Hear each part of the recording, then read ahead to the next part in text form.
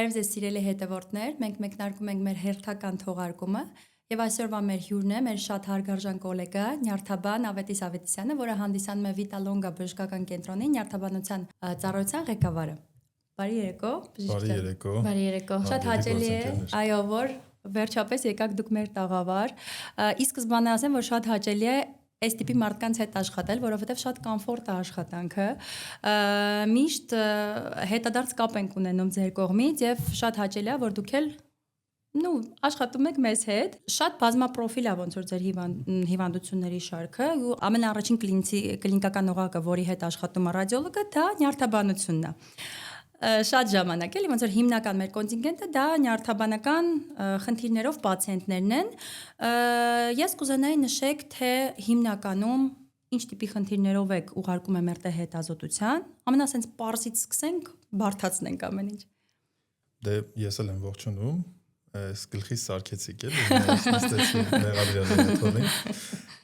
Իրականում շատ հաճելի է, որ մեր երկրում ես էլ նախաբանով սկսեմ, գնալով շատանում է այս ֆորմատը, որովհետև այստեղ ես հասկանում եմ, որ ոչ մի ոդկաստ ինքնանպատակ չի,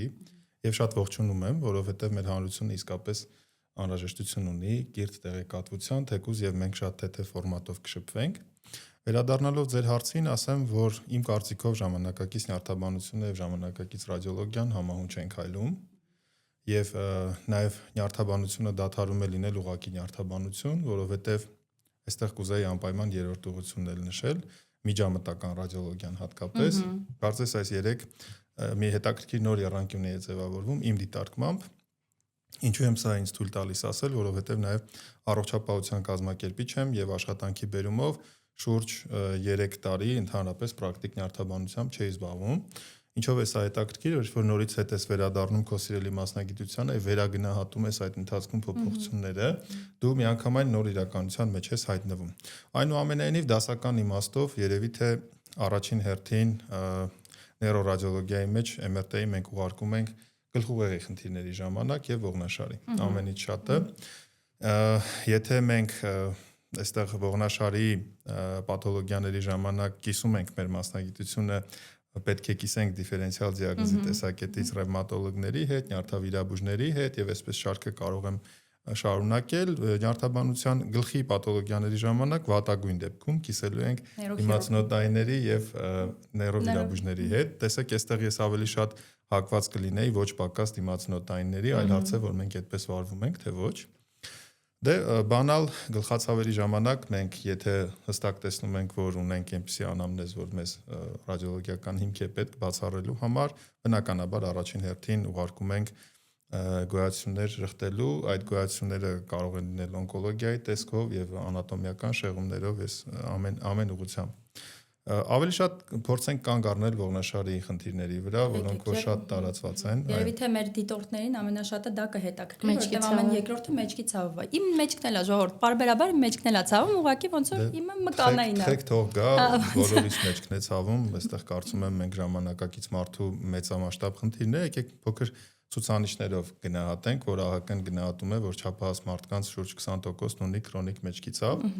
իսկ մարդկանց 90% եւ ավելին կյանքում գոնե թե մի քանի օր ինչ որ մի փոքրիկ պերիոդ ունենում են մեջքի ցավի խնդիր, եթե մենք գնանք չափահաս մարդկանց թիվը որոշենք, ես նայել եմ 8.3 միլիարդ է մոլորակի ազգաբնակչությունը, մոտավորապես 5.5 միլիարդը չափահաս է եւ դրա 20%-ը արդեն ահռելի մեծ ցուցանիշ է կազմում եւ այդ թվում եւ մենք ենք, հա, մենք ենք բոլորս։ Հետեւաբար, եթե մենք գործ ունենք նման մեծ պոպուլյացիայի հետ, եկե համեմատենք, դա մոտավորապես պատկերացրեք Չինաստանը 1.5 միլիարդ ազգաբնակությամբ, որտեղ 1 միլիարդը շուրջ ունի մեջքի ցավ, այդքան պատկերացնեք, չէ՞, ցավալը։ Հիմա այս իմաստով նաև նյարդաբանությունն է եւ նյարդաբանությունից հետ նաև անեսթեզիոլոգներն են, որ դարձել են ցավի մասնագետներ, մենք մի փոքր խոսենք ցավի բժշկությունից, եւ որ ողնաշարային խնդիրները իհարկե վարվում են շատերի կողմից, բայց ամբողջ աշխարհում քաղաքակիրթ աշխարհում ավելի շատ այդ chronic pain-ը վարվում է chronic ցավը նաև հենց ցավի մասնագետների կողմից, որտեղ որ MRT-ն առայժմ մնում է ոսկե ստանդարտ հետազոտությունը, եթե մենք այլ բաներ չենք փնտրում, այսինքն առնվազն եթե ենթադրենք մանուալ թերապևտը կամ վերականգնողաբանը ավելի շատ ֆունկցիոնալ ռենտգեն կանի, որ կեցվածքի շեղում հաշվի եւ այլն, մենք հստակ ուզում ենք MRT անել, որ տեսնենք մենք ինչ խնդիր ունենք, հա, ոսկրային ստրուկտուրաների հետ, փափուկ հյուսվածքների հետ, որպեսզի նաև ճանապարհային քարտեզը միասին որոշենք պացիենտի։ Դոկտոր ջան կներեք էլի, այստեղ ուզում եմ հատուկ նշել, որ շատ մարդիկ գալիս են MRT-ի, ասում են սկոլիոզ ունեմ, ուզում եմ մի հատ մեջքս հետազոտել։ Ժողովուրդ ջան, սկոլիոզը դա կանգնած դիրքում ռենտգեն հետազոտությամբ է որոշվում եւ երկու ֆունկցիոնալ դիրքերում է դա արվում, այսինքն MRT-ում եւ CT-ում դա չի որոշվում սկոլիոզի աստիճանը։ Շատ ժամանակ պացիենտները առանց կլինիսիստի հետ խորհրդակցելու գալիս են, որոշում են, որ MRT պետք է անցնեն սկոլիոզի համար։ Ինչքանով է դա բարդացնում մեր եւ ձեր գործը, որ երկարում է պացիենտի ճիշտ բժշկի մոտ մոտենալը։ Մենք իրար հետ առիթ ենք ունեցել սրա մասին խոսել նաև մեր հաղորդաշարի շրջանակներում, ես նորից վերագնահատել եմ։ Տեսեք, եթե մենք գտնվում ենք այնպիսի մարզում, որտեղ որ ենթադրենք MRT չկա կամ ինչպիսի ինչ-որ միտեղ, երևի նաև միջազգային ուղեցույցները խախտելով, չարյաց փոքրագույնը ընտրելով, ընտրում ենք ենթադրենք կատ է ողնաշարի, բայց եթե մենք ունենք MRT-ի խնդիր, մենք շատ ավելի լավ է հստակ պատկերացնենք MRT-ն մեզ ինչ է տալիս, չնսեմացնելով ռենտգեն հետազոտության դերը, այն է ժամանակակից թվային ռենտգենները, որոնք մեզ շատ պատկերներ են տալիս, բայց այնուհանդերձ, եթե մենք խոսում ենք ողնաշարի դեգեներատիվ դիստրոֆիկ փոփոխությունների գնահատման մասին եւ դրանով պայմանավորված պետք է ցավի ինչ որ ճանապարհային քարտեզ գծենք բուժման մի քանի մասնագետների միջև, MRT-ն մեր անկյունակարային հետազոտությունն է, որովհետեւ առնվազն 30 խումբ եւ ավելի հիվանդություններ կան, որոնք բերում են դեգեներատիվ դիստրոֆիկ փոփոխությունների։ Եթե թռիչքաձև նորից վերադառնանք գլխուղեղ, մենք ամենաբանալ պատասխանը տվեցին գլխացավերի համար, բայց նեյրոդեգեներատիվ հիվանդությունների մեծ մասը, հատկապես կենտրոնական ծագման, գլխուղեղ, ողնուղեղ, դրանք եւս MRT-ն ոսկե ստանդարտ հետազոտություն է, հազվադեպ մենք ավելի շատ ապավինում ենք սպეციფიկ լաբորատոր հետազոտությունների, հա, Սնկացեմերի հիվանդությունից վերջացնենք 1000 ու մի այլ խնդիրներով, ցերվալ սկլերոզ, դեմիելիզացնող հիվանդությունները, հա, դրանք անթիվ անհամար են, որովհետեւ մենք տարբերակ ենք։ Շատ ուզում եմ նշեմ այս պարագայում նաև այն, որ շատ ժամանակ օրինակ մարդիկ ունեն գլխացավ կամ չգիտեմ, մի հատ գլուխս գնամ նկարեմ, անցնում են կատե հետազոտություն։ Ժորժ ջան, կատեն չի տալիս այդ մանրամասն ինֆորմացիան գլխուղեղի հյուսվածքի հետ կապված, եթե դուք չունեք սուր խնդիր, այսինքն հեմորաժ, ուռուցք կամ ինչ-որ այդ տիպի փոփոխություն, մոտեցեք մասնագետի, կլինիցիստի, երբեք կլինիցիստը ձեզ չի ասի, եթե ինքը բարեխիղճ կլինիցիստ է, մի հատ գնա կատե հետազոտություն անցնի, տեսնենք գլխումդ ինչ կա։ Կատեն լրիվ ուրիշ նշանակություն ունի ու կիրառում, MRT-ն լրիվ ուրիշ կիրառում ունի։ Մոտեցեք նյարդաբանի։ Նույն ձև կարող եմ նշել նաև մեջքի ցավերի դեպքում, երբ որ MRT-ն իր հերթին ունի իր տեղը ռենտգենը ֆունկցիոնալ դիրքերով կայունությունը որոշելու համար ողերի միջև ունի իր դիրքը, ու միգուցե երկու դեպքում էլ լինում է, որ երկուսն էլ հնարավոր է անել կամ պետք է անել երկուսն էլ հասկանալու համար, թե ցավի պատճառը արդյունքում այն պրոտրուզիաներ, թե կայունության խանգարումը ողերի միջև։ Համաձայն եմ, դա թող որոշի նյարդաբանը, որովհետեւ մի հստակ ցուցումը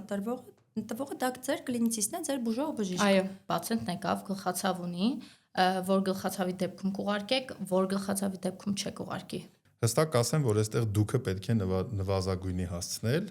դուքը սուբյեկտ է, որը պարտավոր է առաջնորդվել ժամանակակից ուղեցույցներով, կա գլխացավերի ժամանակակից դասակարգում, հա, որը մի փոքր ICD-ից մի փոքր էլ ավելի առաջ է անցել, այնտեղ շուրջ 200 անուն դիագնոզ կա, կան առաջնային գլխացավեր, կան երկրորդային։ Առաջնային գլխացավ, ընդհանրապես գլխացավի ախտորոշման դեպքում մենք 80% պետք է ապավինենք անամնեզին։ Իսկ մենք ինչքան տեխնոկրատ ենք դառնում, ինչքան ավելի միջև ատամները զինվում ենք սարքավորումներով, լաբորատոր քննություններով, մենք մոռանում ենք պացիենտի հետ շփումը։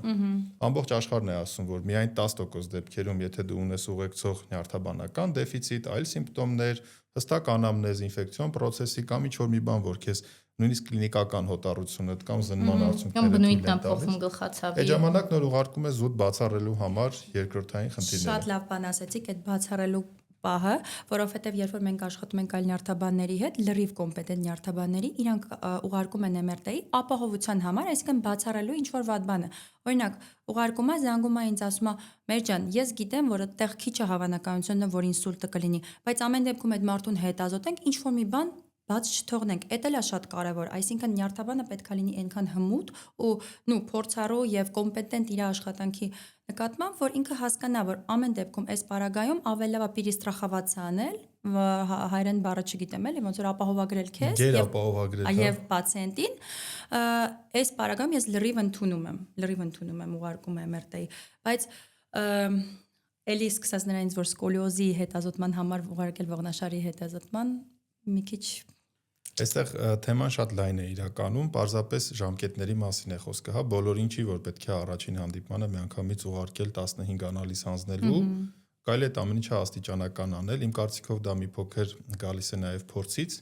Եվ բժշկի կոմպետենտությունից։ Դե կոմպետենտությունները ախր մենք չենք որոշում։ Կոմպետենտությունները հիմա տեսեք ինչքան ֆիլտրեր են դրվում, նորից լիցենզավորում, հավաստագրում, բոլորը ընդդիմանում են դրան, բայց իրականում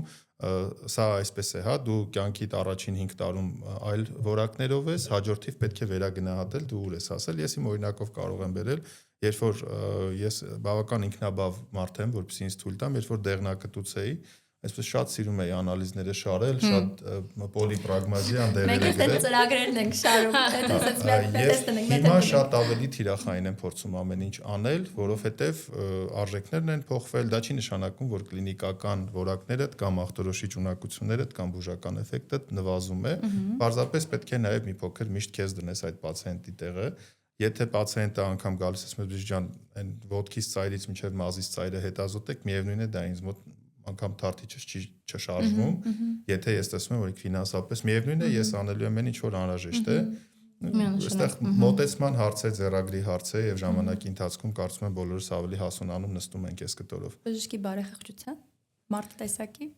Գիտեք, երևի թե այնուամենայնիվ մի փոքր կարելի է այստեղ։ Եթե դու գիտես հստակ, որ պետք չի քո ապահովությունը քեզ ապահովագրելը շատ թանկարժեն է պացիենտի համար։ Բան չունեմ ասելու, բայց բոլորին էլ հարմար է ցանկացած նյարդաբանին ու ցանկացած բժշկին հարմար է ունենալ գործիքային հետազոտության տվյալ, որ ինքը ապահով լինի, որ այս մարդու գլխում ուռուցք չկա։ Միշտ ռիսկ կա, ոչ ոք ապահովագրված չէ, նույնիսկ եթե հազարավոր հետազոտություններ անես, գուցե 1000+1-ը հենց պետք է անեիր, այստեղ շատ ավելի շատ կախված է թե դու ինչպես ես պացիենտին վերաբերվում, նա ինչքանով է դա գնահատում ու հասկանում, երբեմն մենք միասին կոմպրոմիսի ենք գալիս, այդ որոշումը արդեն պատասխանատվություն ենք վերցնում, ես բացատրում եմ, որ ասում եմ ինձ համար սկզբունքային չի, կարող եք երկրորդ այցին եկեք հիմա մի փոքր թեորիկային որոշակի թերապիա սկսենք, եթե նույնիսկ Աստված մի արածե ձեր գլխում ինչ որ մի բան հավանականությամբ նստած է, հա, որը կլինիկորեն չի երևում, ոչ մի նշան չեմ տեսնում, եկեք 2 շաբաթ անց անենք։ Իսկ եթե տեսնում եմ, որ բժիշկ եք, ոչ թե բիզնեսմեն։ Գիտեք, ես չեմ ուզում այդպես ստացվի, որ եթե ես այդպես եմ մտածում, ուրեմն մյուսները վատն են։ Ես եկեք առաջարկում եմ մենք բոլորս կյանքի տարբեր էտապներ ենք անցնում եւ այդ թվում ես օրինակ առաջին 3 որդի ունեմ, առաջին որդուս ժամանակ ես շատ ավելի հում հայրիկ էի, քան վերջինին։ Ես դա չի նշանակում, որ ես ավելի լավ հայրիկ դարձա, ուղղակի փորձառության հարցն է։ Դրա համար եթե ընդունենք, որ պացիենտ, ես չեմ ուզում, ուղղակի գիտեք, մենք չպիտի այնպես խոսենք, որ եթե ես այսպես եմ մտածում, ուրեմն ես լավն եմ, մնացածը նախ բիզնեսմեն լինելու վատ բան չի։ Ամբողջ առողջապահությունը, նայած որ ամբողջ առողջապահությունը այսօր բիզնես է մեծ հաշվով, եթե դա մասնավոր կենտրոնի բիզնեսը չէ, ապա պետության բիզնեսն է։ Ուրեմն մենք փորձում ենք հասկանալ ինչպես ենք դա ձևակերպում, հա։ Դուք այդ թեմայից ավելի լավ պատկերացում ունեք, մենք ոնց որ դուք բիզնես ներկայացնում եք որպես բացասական բան։ Ես հարաբերությունն է կարևոր այստեղ, այսինքն արդյունքում շահույթ ունենալը առաջ տանելով չվնասես պացիենտին։ Դե եթե դուք դա նկատի ունեք, ուրեմն ես ձեզ ամենայն հարգանքով խնդրեմ, որ բիզնեսը եւ բժշկությունը նույն հարթության մեջ չդնել որպես լավ կամ վատ, որովհետեւ ըստ էության այդ թվում այն կենտրոնը մասնավոր որտեղ դուք աշխատում եք եւ ես էլ ձեր այդ ինչ որ կտորով համագործակցում եմ, դա շահույթ հետապնդող հիմնարկ է, դա մեծ հաշվով ինչ որ մեկի բիզնեսն է եւ այսպես շարունակ։ Ուղղակի խնդիրը այստեղ նաեւ բարոյականության դաշտը չանցնելն է, որ պացիենտը քեզ համար ուղղակի չլինի հաճախորդ։ Հիպոկրատի երթում։ Դե շատ լավ։ Ես մի բան էլ ասեմ, ինչ որ հակառակվում եմ ձեզ, բայց այս վերջերս մենք հանրային առողջապահական ցիկլերից մեկի ժամանակ հստակ վերընթերցեցինք Հիպոկրատեսի երթումը, որտեղ հստակ Հիպոկրատեսը ակնարկում է, որ յուրաքանչյուր բժիշկ իր արված աշխատանքի համար վճարվի եւ վարձատրվի, եւ միֆ է, որ դա պետք է բարեգործություն լինի, ձեզ Հիպոկրատեսի անունը թող շահարկեն։ Ես կարող եմ հետաքրքիր բան ասեմ, ես որ ավարտեցի համալսարանը, այդ տարի մենք այդ երթումը չունեցանք։ Դու չես երթվելու։ Այսինքն 2021 ավարտես, ամենքին COVID-ի հաջորդ, հա, բայց ես կարդացել եմ երթումը, այո, այնտեղ գրված է, որ պետքա վճարվի անպայման։ Ես միանշանակ դրա հետ համաձայն եմ, բայց շատ ժամանակ մենք մեր աշխատանքի մեջ անում ենք այլ բաներ, ինչ որ մեկի խնդրանքով կամ չգիտեմ, պացիենտը թեկուզ գալիս է, խնդրում է դիսկ վերանայել։ Մեր մոտ այդ ծառայությունը չկա ու ես չեմ համարում, որ դա ճիշտ ծառայություն է, էլի։ Բայց ամեն դեպքում ինչ որ միտեղ բարեխղճական տեսանկյունից դու հաստատ կբացես այդ դիսկը կնայես։ Չես վնասի մյուս բժիշկին, գոլեգայիդ հաստատ չես վնասի, բայց եթե այդ պացիենտին պետք է քո կարծիքը, դու միանշանակ կհայտնես այն։ Հա, այդտեղ կա շատ դուր եկավ ձեր այն միտքը զրույցի սկզբում, որ նշեցիք, որ մենք փոխգործակցում ենք։ Իմ կարծիքով մեծագույն հանրային առողջապահական խնդիրներից մեկն է, երբ որ պացիենտը ստիպված է լինում դիմել տարբեր բժիշկների, որոնք իրար հետ կապ չունեն։ Ես չգիտեմ, դա պարզապես վատ սովորույթ է, դա դաստիարակության պակաս է մարդկային, թե դա ամբիցիա է, թե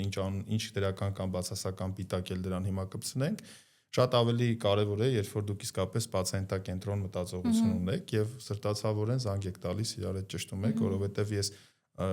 համարում եմ, որ բժշկագիտությունն այնքան առատ հարստանում է տեղեկատվությամբ, որ ես չեմ կարող ձեր չափ իմանալ ռադիոլոգիա։ Երբեմն երբ որ ինձ պացիենտը դիսկով գալիս է, իմ համակարգչի վրա օրինակ դիսկի տեղ չկա։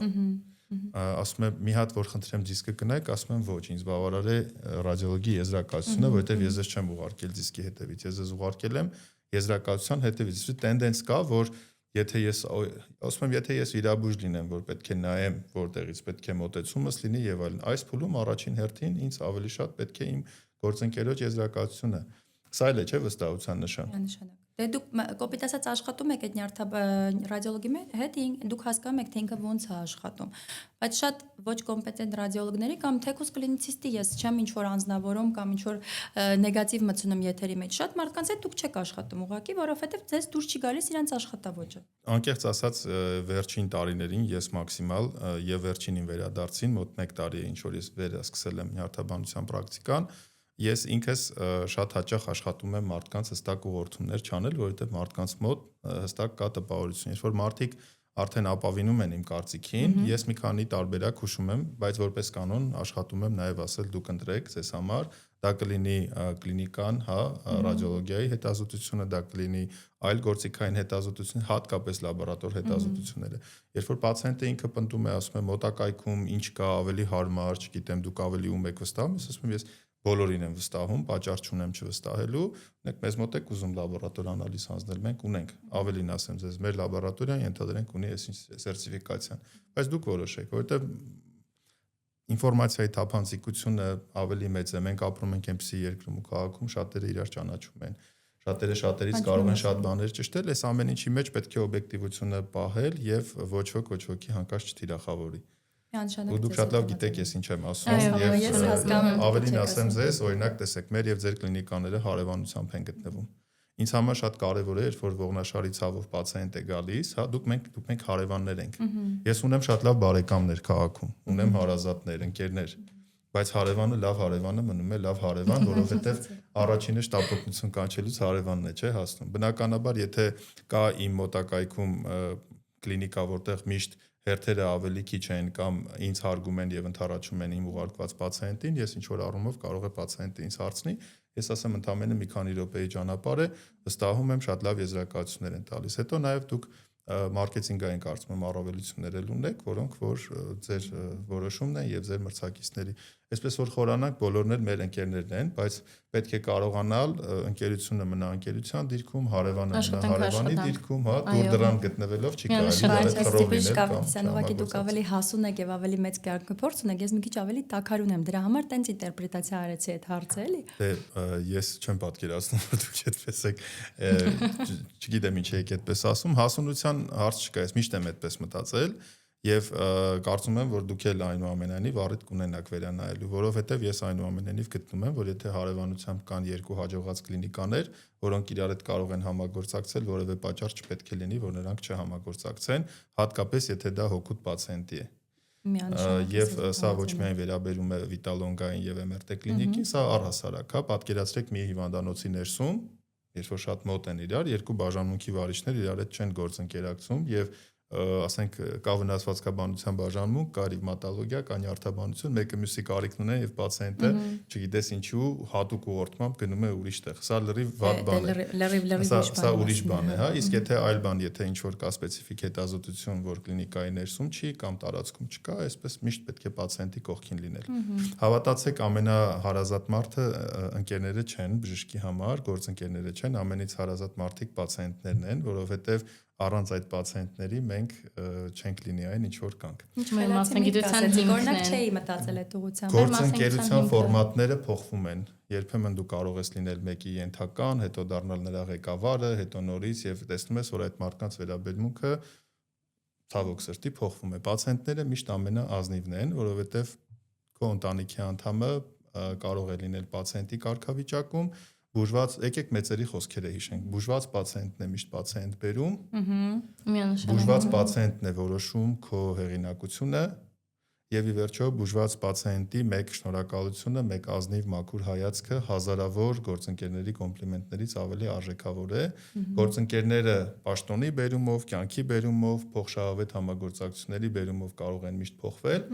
իսկ պացիենտակենտրոն մտածողությունը չպետք է փոխվի, որովհետեւ երկարաժամկետ դու կարող ես հաղթել, եթե դու քո պացիենտին իրապես սիրում ես, ոչ թե իմիտացիա ես անում։ Շատ շնորհակալություն ես խոսքերի համար, այնքան հաճելի եք դուք խոսում ու այնքան հաճելի է առհասարակ ձեր հետ զրույցը։ Ես վստահ եմ, որ մեր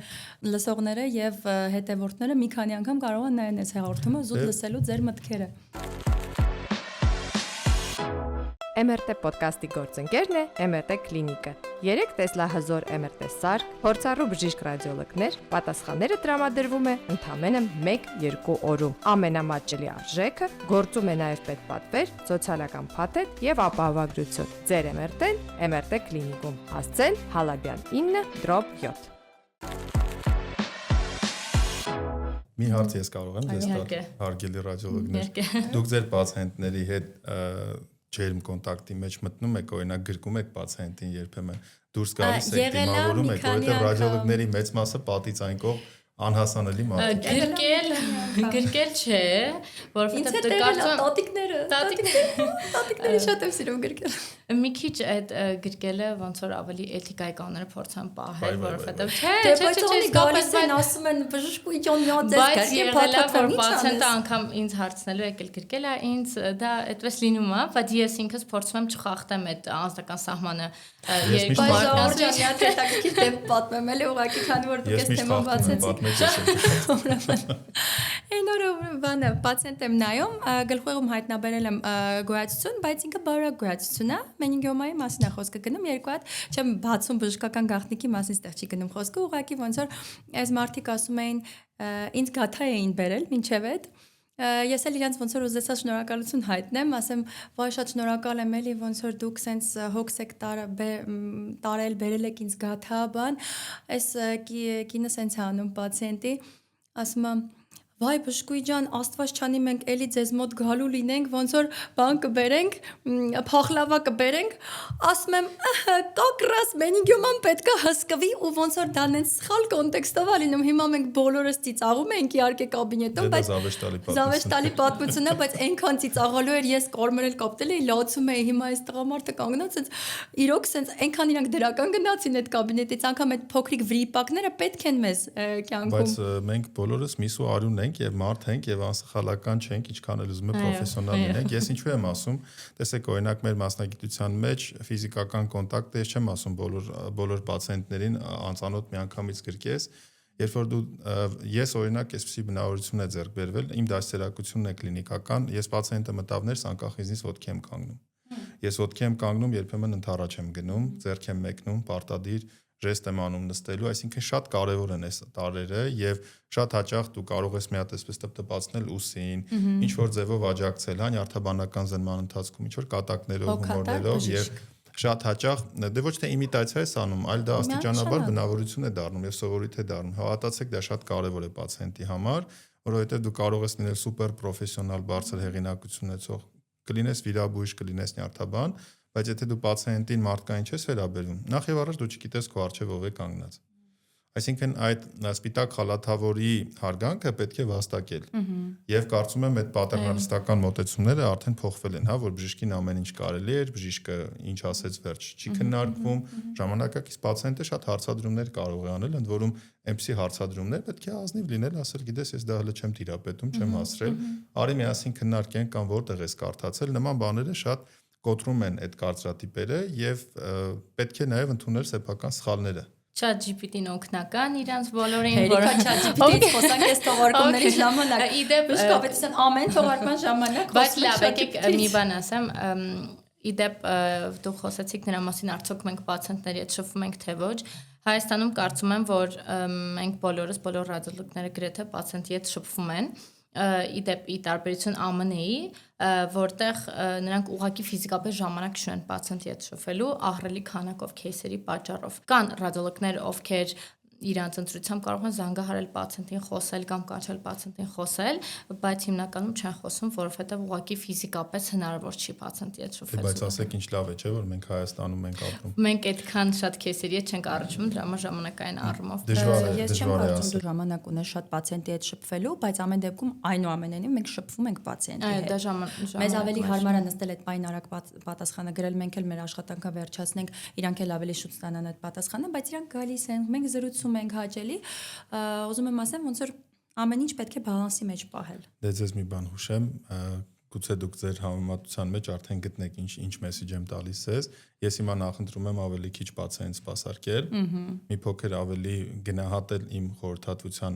ֆինանսական արժեքը բաղադրիչը, բայց ամբողջությամբ փորձել տրվել այդ պացիենտին եւ քանակի վրա այդքան չփորձել աշխատել, որքան որակի գուցե դա սուբյեկտիվ ձեզնից չի կախված, որովհետև ձեզ մոտ մի փոքր այլ համակարգ է, հա, ձեզ ուղղորդում են պացիենտին, բայց ըստ էության շատ մեծ տարբերություն չկա։ Հավատացեք, տարիներ առաջ իմ մոտեցումը մի փոքր այլ էր եւ հանգամանքների բերումով, օրինակ, բանակում ծառայելիս դու չես ընտրում, որովհետև օրը մինչև 40 հիվանդ կարող ես սպասարկել։ Զինվորներ, զինծառայողի ընտանիքի անդամներ, պարկած ստացիոնար պացիենտները տեն բազմաթիվ։ Նույնը ռադիոլոգը լինում որ ռադիոլոգը չի ընտրում քանի պացիենտ այդ օրը կսպասարկի, բայց պետք է սպասարկի։ Ես հիմա ինձ կարող եմ թույլ տալ ավելի քիչ պացիենտ նայել, բայց փորձել ֆոկուս լինել եւ որպեսզի հաջորդ անգամ պացիենտը գա, դուք իրան դեմքով հիշեք։ Չփորձեմ դիագնոզից հիշել կամ թղթերին նայել, ճիշտ է, կողմնակի զբաղմունքները միևնույն է շեղում են։ Շատ կարեւոր է այս մոտեցումները, հետեւաբար սա մեսեջ է բոլորին։ Միանշանակ ճիշտ եք ասում։ Ես կուզենայի նաև մենք խոսանք էքսպոյի մասին, այդ ավելի շատ դուք երևի կծավալեք այդ թեման։ Չեք հոգնել այդ էքսպոյից։ Չէ։ Մենք բոլորովին վերջերս իհարկե արեցինք էքսպոն եւ ավարտեցինք նոյեմբերի 27-ից 30-ը, շատ հետաքրքիր փորձառություններ։ Իհարկե ես համահիմնադիրներից մեկն էի, փորձում էի գիտակրթական կտորով սահմանափակվել, բայց կյանքի բերումով ստիպված եղա նաև միջամտել ամբողջությամբ սկզբից մինչև վերջ։ Էքսպոն կայացավ Մերիդիան էքսպոների եւ միջոցառումների կենտրոնում, թերևս ըստ ցուցանիշների բավական մեծ հանրություններ են գրկված եւ մենք փորձում ենք միշտ համեստ մնալ, բայց համեստության հարց չկա, երբ որ KPI-ները իրենք են խոսում, ունենք շատ լուրջ մասնակցություն ընկերությունների տեսքով, այցելուների տեսքով, մասնակիցների տեսքով, գիտակրթական կտորներ բավականին հագեցած 4 օր շարունակ մենք փորձեցինք իսկապես Հայաստանում նոր մշակույթ բերել։ Դժվարությունը հիմնականում կայանում է նրանում, որ մենք էքսպոների մշակույթ որպես այդպեսին չունենք։ Շատ երկար ճանապարհ պետք է անցնենք, ի տարբերություն ենթադրենք նույն եվրոպական երկրներից Գերմանիան կարելի է նշել, որտեղ որ հա մեդիկան շատ հայտնի է Arab Health-ի, այդ արաբական աշխարհի ամենաազդեցիկ էքսպոն։ Էքսպոները պլատֆորմներ են, որտեղ որ ընկերությունները B2B, B2C, B2G, այսինքն բիզնեսը բիզնեսի հետ, բիզնեսը պետության հետ եւ բիզնեսը հաճախորդի հետ կարողանում է ուղիղ կապ հաստատել։ Ես չեմ ուզում շատ երկար-բարակ այդպես ծանրացնել, ասեմ ինչ հետևություններ ենք արել, հա։ Շատ կարևոր է, որ երկուստեք բոլորը ներդրում ունենան։ Օրինակ բոլոր այն ընկերությունները, որոնք որ չափազանցված սպասելիքներ ունեին կազմակերպիչներից, նրանք համարում էին, որ իրենք պետք է գան նստեն եւ այցելուները, հաճախորդները, այսպես մագնիսի նման կան հարցակվեն, միանգամից ստորագրեն միլիոնանոց կոնտրակտները, հա, պայմանագրերը, այդպես չի լինում։ Դա նույնն է թե որ դու կլինիկա բաց անես կամ ինչ-որ մի բիզնես սկսես եւ նստես ու ակնկալես, որ հիմա ամբողջ աշխարհը նստած քեզ էր սպասում, գալու են ու միանգամից թափվեն ու դու սկսելու ես մեծ արդյունքներով, դա մեծ իհարկե իմ համար մի քիչ տրագիկ հետևություն էր, որ արեցի։ Ամեն ինչ երկկողմանի է, եթե դու ինչ-որ բանի մասնակցում ես, դու պետք է նաև նպաստես, որ այդ գլոբալ միջոցառումը կանա։ Եվ դրա վառ օրինակները մի քանի ընկերություններ էին, որոնցից ես մեր ընկերներն էին, բայց այդքան չէի սպասում, որ 150%-ով օգուտ կքաղեն էքսպոից, որոնք որ միավոր ժամանակում հասցրեցին այնքան խորհրդատվություններ անել եւ իրենց կապերը, չգիտեմ, այնքան ընդլայնեցին, գրեթե այդպիսի մարդ չմնաց, որ իրենց տաղավարում չնկարվի։ Ճիշտ կողմնորոշվեցին եւ որոնք որ իրենց արդեն շատ հետաքրքիր համատեղ նախագծեր են, այսինքն այդ ինֆորմացիան գալիս է։ Մենք փորձեցինք հաշվի առնելով նաեւ մեր թերությունները դրանք արձանագրել, ամեն հաջորդ օրվան պատրաստվեցինք կարծես թե այդ օրը էքսպոյի առաջին օրներ։ Երեկոյան ասվածը համեստ է մի քիչ գիշեր ժամը 4-5-ը սխալների շտկում էինք անում եւ փորձում էինք ամեն հաջորդ օրը ավելի բարելավել։ Դե մենք էլ ունենք փորձառության լուրջ խնդիր, սա հետաքրքիր նոր դաշտ է։ Ինչ խոսք, շատ ողջունելի է, շատ ոգեշնչող է համեմատվել այնպիսի էքսպոների հետ, որոնք տեղ են ունենում Գերմանիայում, եվրոպական երկրներում եւ այլն, ու ունենալ այդքան հետաքրքրություն շատ ողջունելի է, շատ այո։ Եթե անկես լինեմ, մենք մեզ էլ չենք հավակնում համեմատել, որովհետև եթե դուք տեսնեք նրանց ցուցանիշները, չնայած նրանք տասնյակ տարիների ընթացքում են հասել այդ ցուցանիշներին։ Դա նոր բան է։ Դե բայց Հայաստանի Հանրապետությունում մեզ արդեն սկսել են համեմատել մի քանի top էքսպոների հետ, այդ ինֆորմացիան ֆիդբեքը գալիս է։ Այսինքն մոտավորապես այսպեսի ձևակ, դե էս ինչին հələ չէին նմանվի, բայց եթե մեզ արդեն այդ նշաձողն են տվել, ուրեմն դրա տակ արդեն ինչ կա, մտածողը թող մտածի, հա, ինչն է ինքը սխալանում կամ հետո գիտեք, այսպեսի մի վատ տենդենս կա, երբ որ դու քո մասին ամպագորգոր հայտարարություններ ես անում, դրանից ավելի լավը չես դառնում։ Եթե դու պնդում ես, որ դու գլխավորն ես, որ դու ամենաուժեղն ես, եթե դու իրականում չես, ավելի շատ լուրջ մասայի մոտ ծիծաղ ես առաջացնում, իսկ եթե դու ասում ես, որ մենք հավակնում ենք, դրա փոխարեն խոսում են ցուցանիշները, մենք պայքարելու ենք, մենք մրցակցությունից չենք վախենում, պետք գնալ կառուցողական ճանապարհով, հա, դեստրուկտիվ ճանապարհով չի կարելի գնալ։ Հիմա դա նույնն է, որ MRT կլինիկը կանգնի ու ասի, որ ես եմ ու վերջ։ Դե շատ ուրիշ կենտրոններ կան, որոնք էլի լավն են, պետք է այդ առողջ կոնկուրենցիան միշտ պահպանվի, էլի։ Այստեղ է որ կուզեմ հիշատակենք այն միտքը, որ բժշկի գնահատականը տալիս է պացիենտը։ Ինչքան էլ քո SMM աշխատակիցը քո Facebook-յան էջում, Telegram-ում, LinkedIn-ում գրի, որ դու աշխարհի վերջն ես, ժողովրդական մի լավ խոսք ասում է, կաթ վիվասկը մինչև մառանն է։ Ես օրինակ, քանի տարիքս առնում եմ, այնքան աշխատում եմ քիչ խոսել իմ ինչ որտեղ լինելու մասին, իմ գործերը ցույց են տալիս։ Ես այնքան շատ բան քաղեցի ձեր հետ զրույցի ընթացքում, այսինքն հետագայում ես հաստատ կներդնեմ իմ աշխարհայացի ու պացիենտի հանդեպ վերաբերմունքի հարցում։ Շատ շնորհակալություն ձեզ սենց հաճելի զրույցի համար։ Շատ հաճելի է, շատ ուսուցողական։ Մենք որպես երիտասարդ սերնդի ներկայացուցիչներ ձեզից շատ բան սովորեցի։ Որը ձեր անձնավորությունը շեշտում եք, իրականում տեսեք եղել է ժամանակ, նորից եմ ասում, երբ որ Սամախվալովի կերպարը հիշում եք, չէ՞։ Հա, ես էլ եմ դա անցել, բայց ես հասկանում եմ, որ եղբայր, իջիր, դու քո գործունեությունը արա, կգնահատվես, ուրեմն կգնահատվես, չես գնահատվի, ուրեմն պետք չի, դու շարունակիր քո առաքելությանը հավատարիմ մնալ, անպայման դու վերջում կհաղթես։ Կյանքում կա միշտ երկու ճանապարհ, բարդ եւ հեշտ։ Բարդ ճանապարհը միշտ ունի խոչընդոտներ, որոնք դու պատվով դեմքդ չկորցնելով պետք է կարողանաս հաղթահարել հանուն ինչ որ մի բանի։ Հեշտ ճանապարհը միշտ ունի ծուղակներ, դու շուտ ես տեղացնում, բայց շուտ էլ քեզ գահանքեց են անում։ Սա ամենուր է։ Ես նորից ու նորից ուզում եմ հատկապես հորդորել մեր որոշ գործընկերներին, եկեք մնանք ցենզուրայի մեջ միշտ, եկեք մեր մասին թող խոսեն մեր գործերը, եւ եթե նորից եմ ասում, մենք գնանք Երևան քաղաքի ամենաբարձր շենքի կտուրից գոռանք, որ մենք լավագույնն ենք, որտեղ մենք գիտենք, որ մենք լավագույնը չենք, իմաստ չունի նման բան անել, հա։ Բայց Մենք այսօր լավագույնն բավական ենք, ուրիշները Եթե կգոհեն։ մենք հայտարարում ենք, մտքեր ենք արտահայտում, որ մեր արած գործը ամբողջ Հայաստանում ամենալավն է, մենք դրանով ոչ միայն կոնկրետ ինչ որ մեկի հետ ընդհանրենք մրցում ենք, իրեն ենք վնասում, մենք ձեռնոց ենք նետում ամբողջ հանրապետությանը եւ ուզում ենք ցույց տանք, որ առողջապահության մեջ մեզնից դենը չկա։ Այդպիսի բաներ չի կարելի անել։ Շատ շնորհակալ ենք իրոք, ոնց որ sense բավականություն եմ ստացել ձեր հետ շփվելուց, խոսելուց, զրուցելուց։ Իսկ ես կուզենամ հիշեցնեմ, որ MRT podcast-ի գլխավոր գործընկեր MRT կլինիկն է։ Ես ոնց որ